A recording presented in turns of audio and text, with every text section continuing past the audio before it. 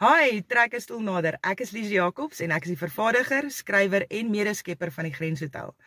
Hierdie storie kom al 'n baie lank pad saam met my, so 20 jaar terug.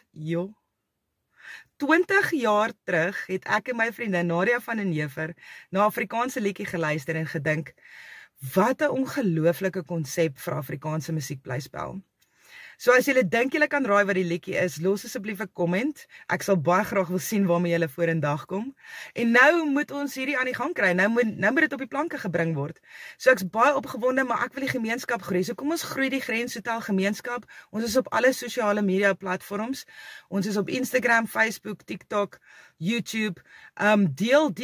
Deel. Kom ons kry Lily se storie aan die gang. Sy is 18 jaar oud in 1979 en sy is op pad om haar verlore liefde op die grens te gaan soek. Ek is baie opgewonde. Hierdie is net die begin.